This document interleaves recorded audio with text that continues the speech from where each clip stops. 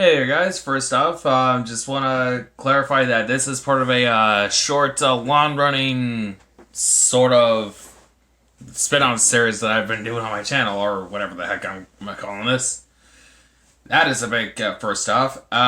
So if you want to catch up, you can just go to my channel down below, or check out the playlist I have saved on my channel, and all that good stuff.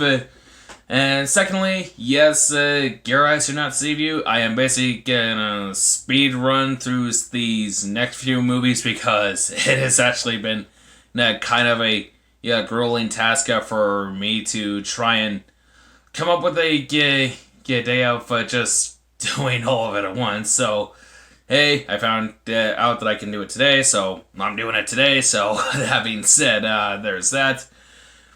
And of course, if you have already caught up to the show, then let's get back into it then, I guess. Cue intro.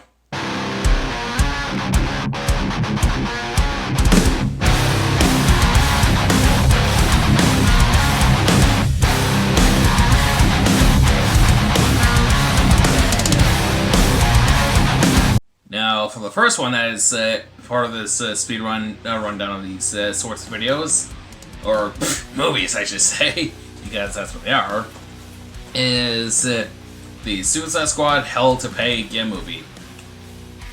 I really do not have a great opinion of it. Granted, I'll admit it's definitely way better than the live action one that we got with Jared Leto as Joker. But regardless of it, it's actually when I started to realize that these movies are not really as impressive as I thought they were.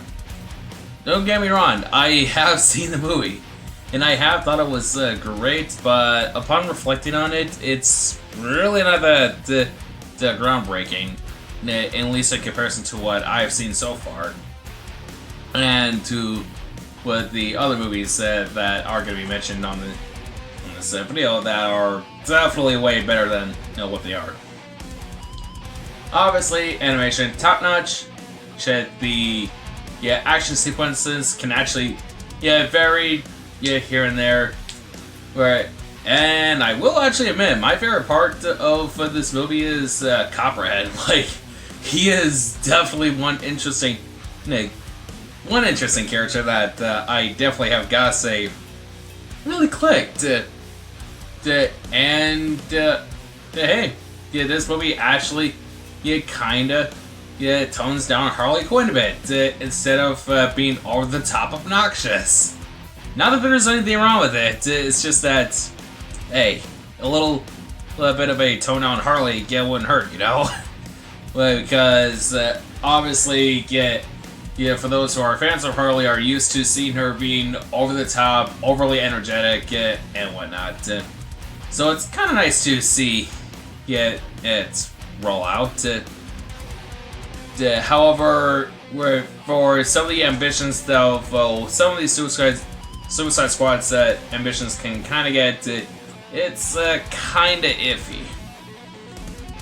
And it does kind of make it apparent when you start to see some of the other holes in this movie. For one, Professor Pig works for these two women that are lesbians, and apparently, since one of them is killed because she had the power of something, and I don't know, but it just feels like weak sauce as far as ambition goes. And I will admit that they did kind of they did Dr. Fate a lot dirty. They did him freaking dirty. And no, what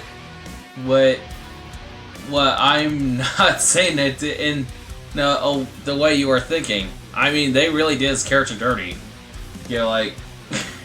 Okay, in a way, yes, but in another way, it's just Dr. Fate is supposed to be this one mystical character that's like the ultimate judgment beyond call kind of character, and just seeing the owner of the helm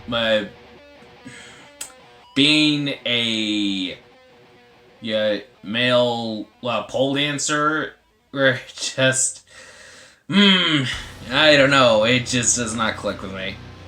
Yet there's honestly nothing wrong with it in the entirety. It's just the presentation and execution just doesn't sit right.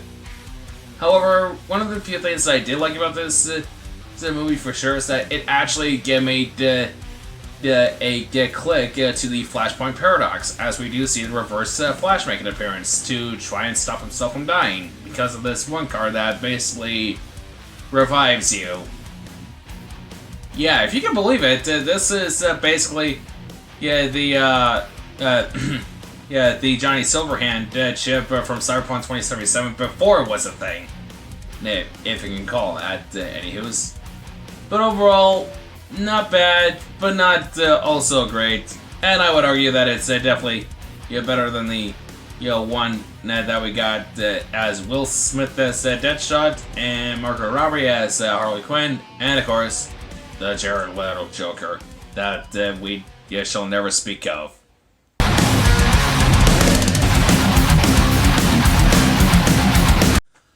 So, next on the list of amazing movies from this amazing cinematic universe comes the Death of Superman movie.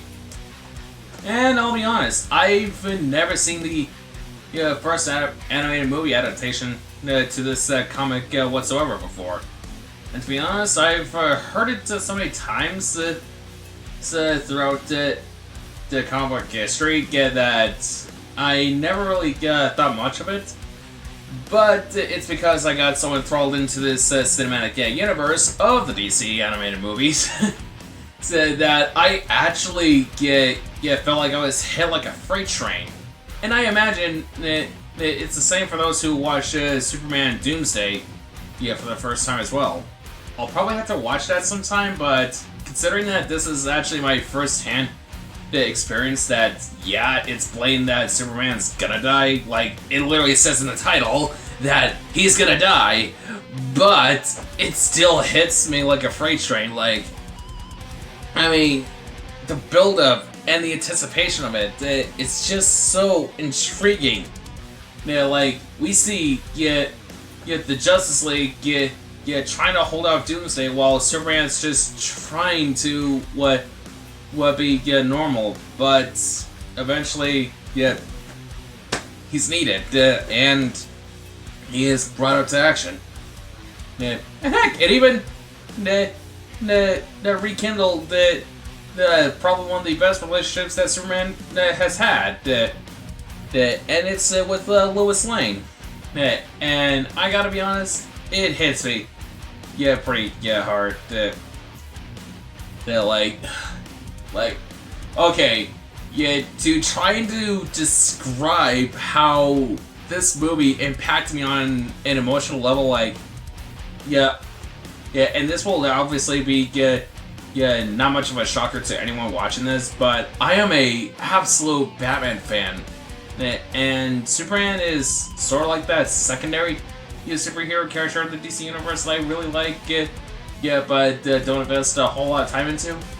But because of this cinematic universe, got me into liking all these heroes. So I felt like my chest hurted just from watching Superman doing what he can to take on Doomsday. Like, it hurts. Like, it legitimately hurted. Like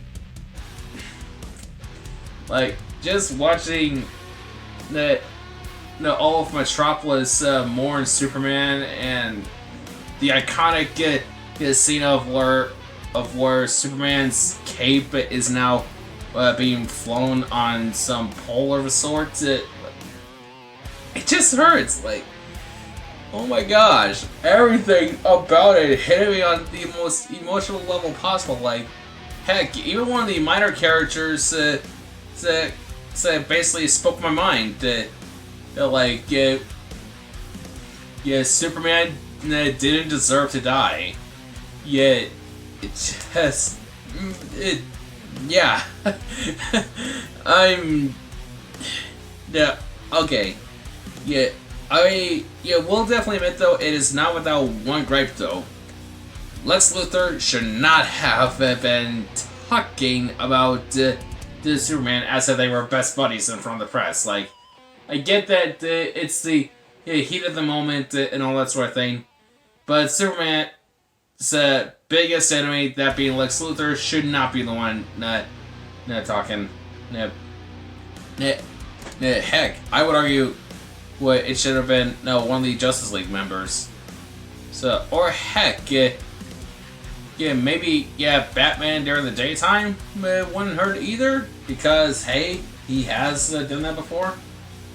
Speaking of, but the fact that Damian actually also comes into the same room as Bruce, which in that case Bruce is also mourning the loss of his friend, is like, it hurts, but it's so sweet. All that wonderful stuff rolled into this. So I really cannot say anything bad about this movie. I just can't. Like, it hits me on every emotional level. But like, obviously, Superman is basically this one guy who is basically a Boy Scout, who is basically someone who would never call himself a god, despite having powers. So he's just everything that a hero should be, and to see him go out the way he did against Doomsday, it hurts, man. It just really hurts. And honestly, it just gets even more intense from here as we go through the next set of movies, of course.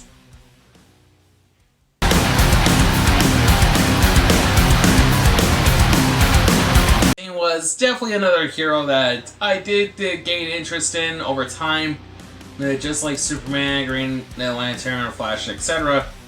Yeah, but it's definitely a hero that I will admit I have a lacking of understanding of.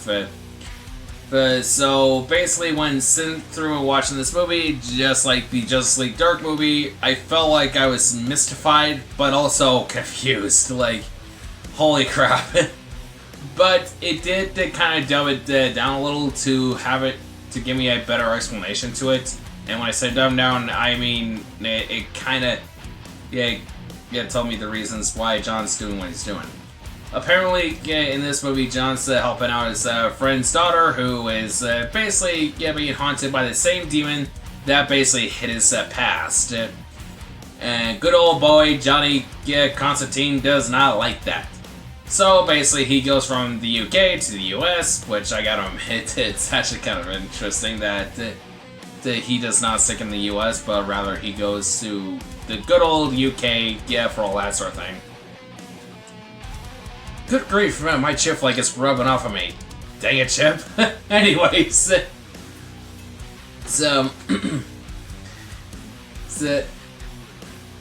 I'm rambling. On animators when I should be talking about the animation. Obviously, spectacular. Where, granted, do I understand everything that happens in the movie? No, not at all. But it did not stop me from enjoying it. And heck, the fact that Constantine is definitely powerful enough to bag the angel of the angel that basically protects the City of Angels. Is kind of interesting, and I will definitely admit it does give me kind of a weird idea that how many angels and demons has he bagged, let alone inside the loo. Well, okay, when I say inside the loo, I don't mean like inside, but you get what I mean. Yep. But also in this movie, it does show that John, despite being powerful, is definitely limited to what he can do. He's not like some of the more powerful superheroes where he can basically just make like the problems disappear like that. He actually struggled quite a bit. as far as the demon of his past and some of the problem goes, that he does what he can, and he actually did make sure that his friend was okay with doing what was necessary. Granted, the kid's safe, but he basically destroyed his memory. And I do apologize for not remembering his name, but maybe that's just because John made me forget his name. And I blame John for that. And I guess that actually does show that, yeah, John has had it pretty rough. I mean, who knows how many times he's did this for a friend. I mean, destroying, basically, manipulating memories to do certain things. So, like, that's gotta hurt. And I gotta imagine this must hurt. This must be one of the few times that John's gotta be at sort of a low. And I gotta also want to say, John actually pretty much hits his lows kind of easily here and there, but he's a guy who likes to go to a pub. What else are you gonna do about a man who does that? However, though, our next movie may as well have sent me to the pub, because the next one is kind of a ride.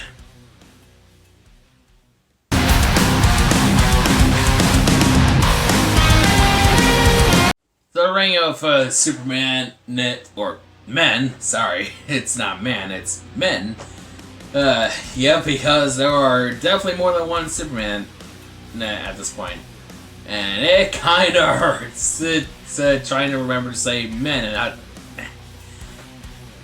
Anyways. So apparently this follows up in the aftermath of Death of Superman, which, obviously, not a bad thing. I mean, to be fair, I think it was a post-credit scene, or was it before credit scene? It shows that, apparently, there's a good chance that Superman's probably alive. And this one definitely goes on a weird roller coaster trip as we get to another Kryptonian who is basically some out of Lex Luthor's lab, which I will admit he's, in any case, I imagine someone who is basically Clark Kent, but is someone who would basically go out of his way to show off all that he can do, just to be big on social media and stuff like that. At least I imagine, anyways. And then there's the one with the weird yellow shades that I cannot seem to remember, but hey, it's a even more aggressive Superman. And it's actually kind of interesting that that one alone is basically the actual substitute for Superman himself. But yet, you would think the actual substitute would actually get it right. But I digress.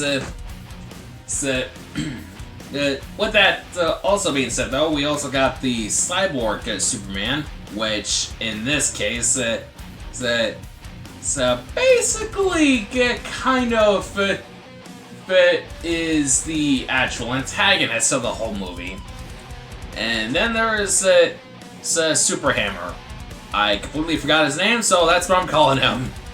Super Hammer is basically one of the minor characters from the Death of Superman movie who decided to become a hero for Metropolis because Superman's gone. And of course there wasn't any more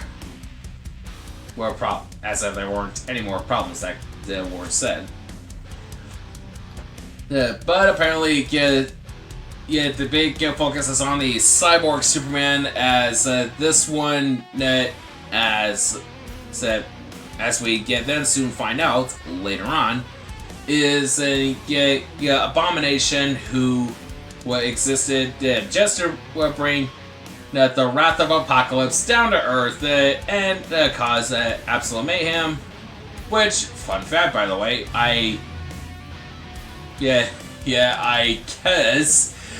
I guess Doomsday was made by Darkseid too. Last I checked, I swear Doomsday was not made by Apocalypse, but I could be wrong. So feel free to tell me otherwise in the comments. Regardless, though, what the ring of Superman obviously, has a definite big focus on Cyber Superman, but does give time for the other Superman to be Superman, anyways, and that over half of this movie, we do see that hey, Clark Kent's alive, but he's actually being revived in some pod, being guarded by his substitute, I guess you could say, because I don't know what else to call it. So,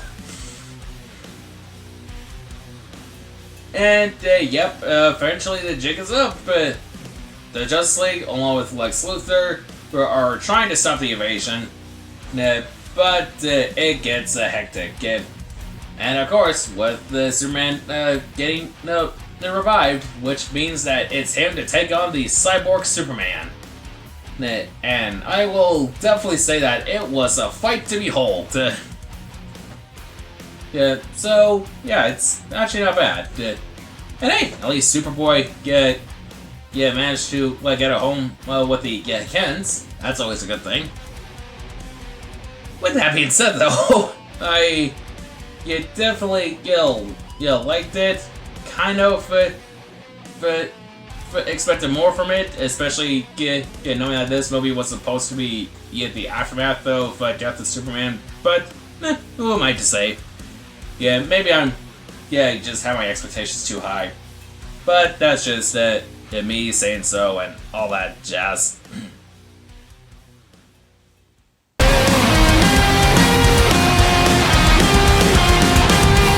And so we finally come back to my kind of territory. And it's actually surprisingly a lot weird.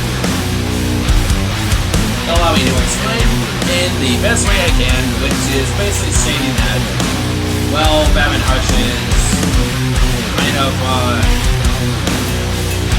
strange turn of events kind of movie. To try and understand it, I did rewatch it a second time to make sure I understand it, but even then, it was kind of pushing it. So, but apparently this is a movie that finally introduced Catwoman to Prey, and of course brought some of Batman and some of galleries and things which took advantage of it. And introduced the dynamic teamwork of Selina Kyle and Bruce Wayne as Batman and Catwoman, and it was good for the most part, anyways. And the reason why I say for the most part is because apparently Hush, aka the supposed main antagonist of the movie, has been mostly behind the scenes doing all these things that kind of sent Batman and Catwoman into chaos. And that I actually was shocked that Thomas Elliott. Anyways, the good old Mr. Elliott gets killed, and I'm thinking like, that can't be real. But he's supposed to be Hush! It should be him! And that whole time I'm thinking like, we think that just so I don't suspect him. But boy, howdy, did I feel like I got kicked in the nuts. It was so hard when I found out that Hush was not good old Mr. Elliott, but it was good old Edward. Oh boy, my reaction was kinda mad. Before I did the reveal, but the whole time I read this, thinking myself, this is a really good movie. And I thought,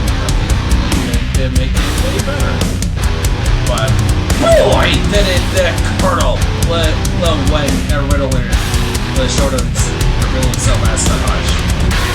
Like, I get it. The Riddler is one of those characters that can't be taken seriously because, well, to be honest here, where they can't seem to right in many cases just and because of this actually makes a Riddler kind of dumber than necessarily.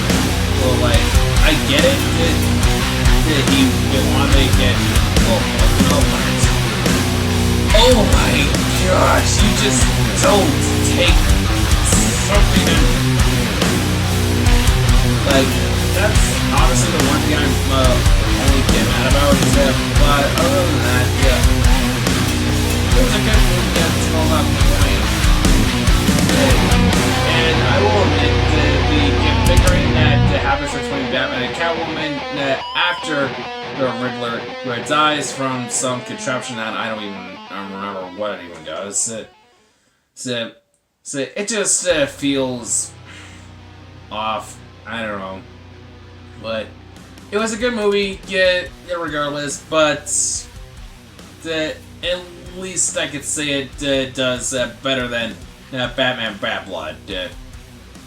And if I were to compare all the Batman animated movies up to this point, I would say Son of Batman second, Batman versus Robin is first, this movie is third, and Batman Bad Blood is kinda at the low end of it. But that's just me. Yeah, and in particular for thinking. So, yeah. With that being said, though, what else could possibly happen that could throw me in for a curveball?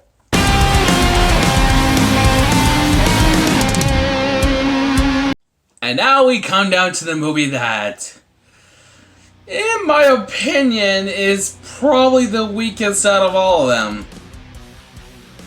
I'm not sure how to emphasize it or approach it. Like, that is how. Let me get one thing out of the way first. I do not hate Wonder Woman. I think that she is a magnificent and great example of women being superheroes and whatnot. Like, seriously, it can't be said enough that she is the absolute perfect example of women in superhero comics should be.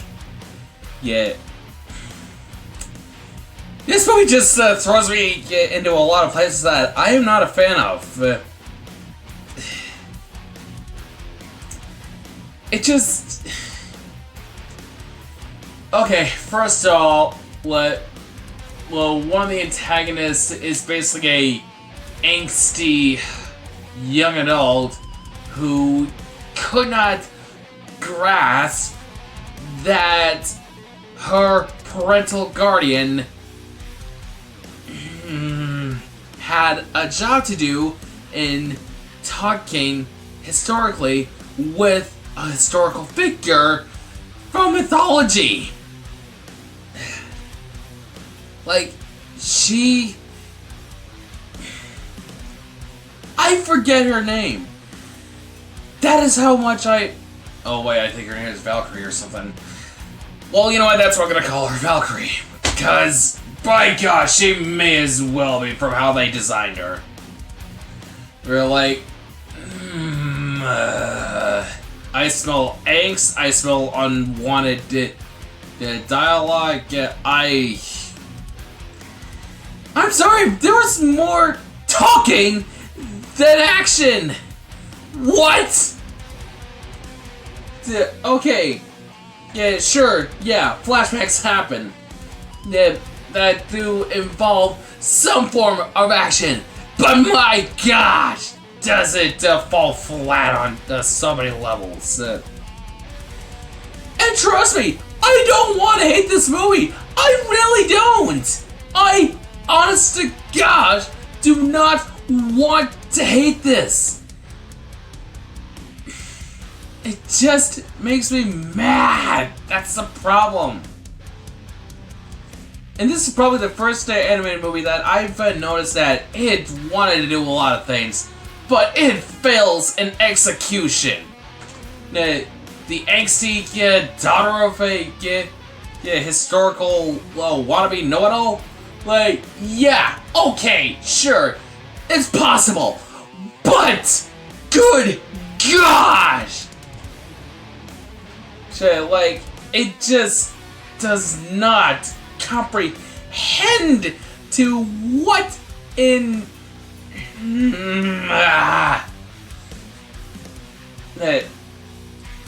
like, the only, like, not even the fights were that interesting. Like Wonder Woman's fight with Cheetah and what's her gargantuan face,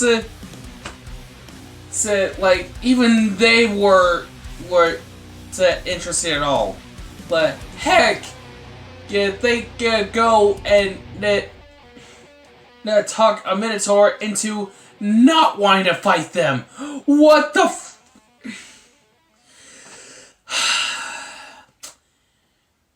heck, the Minotaur even ends up being Wonder Woman's assistant. Last I checked, Wonder Woman did not have a Minotaur assistant. Ugh! That actually kind of makes me mad. Heck, the final fight with Medusa, yeah, it seems dire. It wants you to be at the edge of your seat. I cannot, for the life of me, understand it. I can't understand anything at all in this movie. Like, yeah, I get it. If you want to implement feminism to a superhero movie, go ahead, but do it in a way that doesn't feel forced.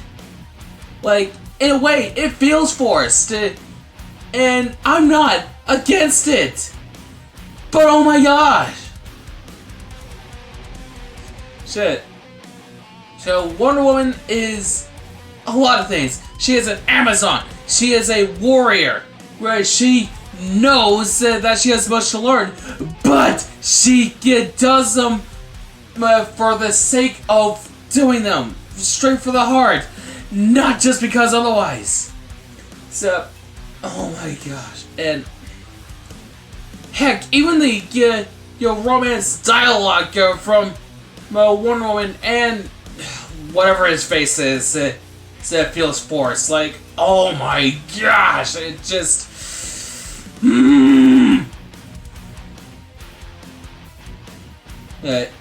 I really do not want to visit this movie ever again.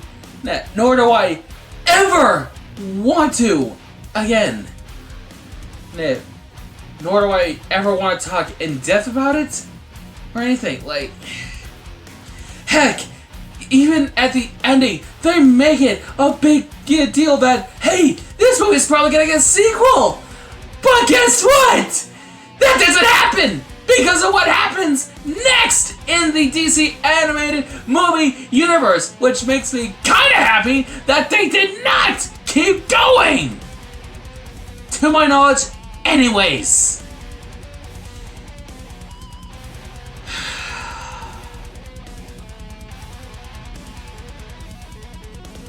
Now, obviously, that is probably me as frustrated as I can get. And normally, I do not get frustrated at these kind of things. Heck, I wanted to succeed. I really did. It just wasn't it. Considering that I do these things in sort of a one-take way, yeah. The fact that now I kind of can't do it in a second take, it just... That's just how it is, okay? Like, if you like this movie, more power to you. But, really, it just isn't it for me. It's passable. But that's all I can say it is that it's passable, it's somewhat watchable, but I'm sorry, but I'm gonna have to get drunk in a pub if I'm gonna watch this again.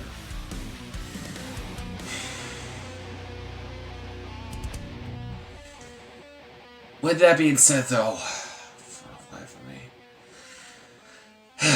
that is actually gonna be all for this DC animated movie universe speed run. Next time we are gonna end it in a big bang, and probably the movie that ended it all with its big finale. And trust me, that movie alone deserves its own video in itself. And and I know it'll be something that I love.